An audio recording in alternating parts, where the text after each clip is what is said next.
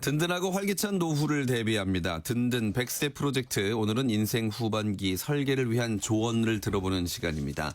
하프타임 미래연구소 박호근 박사 스튜디오에 모셨습니다. 어서 오십시오. 네, 안녕하세요. 네. 지난 시간에 퇴직 후 우리에게 주어지는 16만 시간의 무게에 대해서 말씀을 해주셨는데요. 오늘은 그 인생 2막을 위한 나침반이 되어줄 7가지 질문을 준비했습니다. 여기서 질문이라는 게 이제 스스로에게 던지는 질문인 거죠? 네, 맞습니다. 지난주 이제 16만 시간이라는 양에 대해서 말씀드렸을 때 굉장히 사람들이 많이 놀라셨을 것 같아요. 근데 오늘은 이제 그 시간을 무엇으로 채울지에 대한 퀄리티, 질에 대해서 말씀해 보려고 합니다. 우리가 이제 수십 년 동안 직장 생활을 할 때는 답을 내는 삶을 그동안 살았습니다. 근데 위에서 떨어지는 이제 과제나 답을 또 성과를 내고 했던 시간인데 네. 은퇴 이후에는 남인의 문제가 사라지고 오히려 자기 자신이 스스로 대답을 해야 되는 그런 문제 시간으로 되게 되는데요. 예. 이 훈련이 안 되어 있으면 아무리 돈과 시간이 많아도 남은 인생을 이제 흉내내다 끝나는 경우가 생기게 됩니다. 그래서 나를 정의하는 본질적인 질문들이 이제 필요한 시기가 된 거죠. 네. 그 질문이 7가지라고 하셨는데 가장 먼저 좀 나 스스로에게 물어야 할 질문은 무엇일까요? 우선 나의 정체감은 이제 3가지에 대한 질문이 필요한데요. 예. 나의 명함을 떼고 나서도 내가 누군가를 말할 수 있어야 되고요. 그 다음에 이제 내가 진짜 좋아하는 일이 무엇인지 또 나를 무엇을 할 때 가장 가치를 느끼는가 이게 굉장히 중요한데 예. 사실 직함이 사라지고 나면 나를 한 문장으로 정의하기가 참 쉽지 않거든요. 보통 사람들 뭐 전직 부장 뭐 이런 식으로 예. 이야기하게 되는데 이제 예를 들어서 나무를 사랑하는 사람 또 혹은 이제 이야기꾼 이런 식으로 자기 자신을 전직과 다르게 이야기할 수 있는 자기의 명함이 필요하게 되고요. 또 잘하는 일 말고 이제 보상이 없어도 즐거움을 계속적으로 통해서 할 수 있는 자기 자신의 좋아하는 일을 찾는 게 굉장히 중요하고요. 예. 또 이제 돈보다도 내 마음의 효능감을 갖게 하는 지점들을 찾아가는 게 굉장히 중요하다고 생각이 듭니다. 네. 지난 시간에도 그 말씀 하셨어요. 내가 좋아하는 일. 그동안 이제 돈 때문에 했어야 되는 일이 아니라 정말 내가 즐겨하고 신나서 하는 일이 무엇인가를 찾아야 되는 나이가 어린 나이도 아니고 이 은퇴 앞둔 시기의 나이다라는 말씀해 주셨었는데 내가 뭘 좋아했지라는 질문에 바로 대답을 할 수 있는 분들이 또 얼마나 있을까 싶기도 해요. 네, 맞습니다. 그래서 은퇴가 아니라 사실은 방학이라고 생각하고 이것저것 가볍게 시도해보는 것이 굉장히 중요하고 이런 과정을 통해서 자기가 좋아했던 일을 찾게 되는 경우가 꽤 있죠. 예. 그래서 이제 그렇게 찾게 되면 그 자기의 제2의 커리어가 되기도 합니다. 네. 정체성을 찾는 질문 3가지를 먼저 말씀해 주셨고요. 그 다음은 어떤 질문들이 이어질까요? 누구와 함께 이제 시간을 보낼 것인가라는 질문이 굉장히 중요하고요.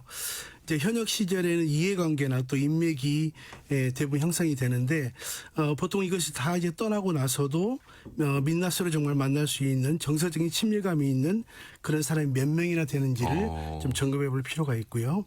또 어디에서 나의 시간을 보낼 것인가 굉장히 중요하죠. 예. 보통 집은 이제 휴식 공간이지 활동 공간은 아니거든요. 그래서 이제 도서관이라든지 카페 또 이제 공유 공간 등을 통해서 자기 자신의 어떤 그런 시간들을 보내고 또 사람들을 만날 수 있는 이제 제3의 장소가 있는지를 생각하는 게 굉장히 중요하고요. 또 내 몸은 사실 100세까지 견딜 수 있는 준비가 되어 있는가? 굉장히 중요한 질문인데요. 사실 이 질문은 이제 경고이기도 하죠. 예. 이제 근력과 유연성 이 2가지가 없으면 앞서 질문한 모든 것들이 모두 무의미하게 되는 경우도 생기게 됩니다. 아, 그렇습니다. 건강이야 뭐 여기저기서 많이 강조를 하시니까 또 당연하다고 생각이 되는데 제3의 장소라는 말씀은 좀 뜻밖인 것 같아요. 그러니까 아침에 눈 떠서 출퇴근하듯이 뭔가 내가 갈 곳을 좀 정해야 된다라는 말씀으로 이해하면 될까요? 네, 맞습니다. 뭐 거창하진 않지만 매일 아침에 일어나서 본인이 갈 수 있는 어떤 동네 벤치도 좋고 또 훌륭한 또 나만의 어떤 사무실 공간이 좋고 그래서 쉽게 말해서 우리가 그동안에 출근했던 곳과는 또 다른 또 내 시간을 함께 보낼 수 있는 장소를 또 새롭게 갖는 것이 굉장히 중요하다고 생각이 듭니다. 그냥 집에만 있지 말고 뭔가 나만의 새로운 루틴을 만들어라. 이렇게 들리네요. 네, 맞습니다. 그래서 이제 가장 또 어렵지만 또 이것들을 좀 해낼 때 시간을 좀 더 의미 있게 보낼 수 있게 되겠죠. 네, 그래서 앞서 도서관, 카페 또는 뭐 공유 오피스까지도 이렇게 언급을 하셨습니다. 벌써 이제 6가지 질문이에요. 그러면 7번째 질문이 남았네요. 그렇습니다. 가장 강력한 질문인데요. 오. 나는 세상에서 어떤 흔적을 남기고 싶은가라고 하는 그런 질문입니다. 네, 좀 뭔가 철학적인 것 같기도 하고, 네. 네, 좀 어려운 무거운 질문이네요. 사실 우리가 거창한 위인전 같은 이야기는 아니고요. 이제 우리 할아버지는 참 따뜻한 분이셨다라고 기억할 수도 있어야 되고요. 또 그분 덕분에 우리 동네가 굉장히 깨끗해졌다라는 작은 기여를 할 수 있는 어떤 그런 기억들을 사람들이 할 수 있도록 하는 게 중요한데 내가 떠난 뒤에도 사람들에게 어떻게 기억되고 싶은지를 이제 고민하고요. 오늘 당장 내가 무엇을 하며 시간을 보내야 할지를 명확하게 생각하는 게 굉장히 중요한데 예. 이 공헌의 마음이 16만 시간을 이렇게 버티게 하는 최고의 에너지원이 될 수 있다. 그렇게 말씀드릴 수 있겠습니다. 근데 앞서 이제 제일 처음에 3가지를 말씀하실 때 나의 정체성과 욕망을 확인하는 질문이라고 하셨거든요. 네. 그 질문들과 마지막에 말씀하신 좀 어떤 흔적을 남길 것인가라는 질문이 어떻게 보면 남들이 나 바라보는 나의 모습을 또 생각을 하게 되는 것 같은데 조금 이렇게 내가 좋아하는 것과 아니면 남들이 나를 바라보는 것과 다르진 않을까요? 다른 모습으로 가진 않을까요? 어떻습니까? 예, 사실 그 질문이 더 쉽진 않지만 예.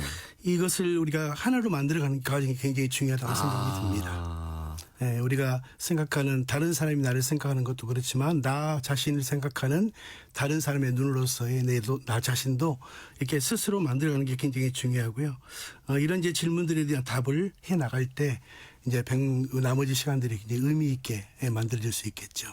그러니까 타인의 시선을 의식하고 따라가는 그런 질문이 아닌 거군요. 네, 그렇습니다. 정말 내가 무엇을 좋아하고 또 어떤 사람으로 남기를 원하는지를 연결하는 그런 네. 질문이라고 말씀하셨습니다. 네. 인생 이막의 나침판에 되어진 7건의 질문 지금 말씀해 주시고 계시는데 한번 정리를 해 주실까요? 네. 오늘 밤 자신에게 질문 하나를 꼭 던져보시기를 바라는데요. 사실 정답은 없습니다. 여기 있는 나는 명함을 떼고 나면 나는 누구인가? 첫 번째였고요. 또 내가 진짜로 좋아하는 일은 무엇인지, 나는 무엇을 할 때 가장 가치 있다고 느끼는지, 또 누구와 함께 시간을 보낼 것인지, 어디에서 나의 시간을 보낼 것인지, 또 나의 몸은 100세까지 견딜 수 있는 준비가 되어 있는지 이런 것들을 하나하나 우리가 생각하면서 질문해 간다면 아마 의미 있는 나머지 시간을 또 채워갈 수 있을 거라고 생각이 듭니다. 네.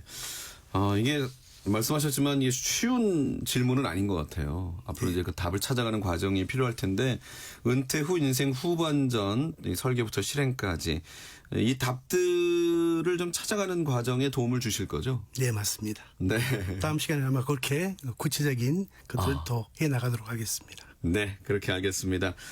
자, 든든 100세 프로젝트 지금까지 하프타임 미래연구소의 박호근 박사와 함께 말씀 나눴습니다. 고맙습니다. 감사합니다.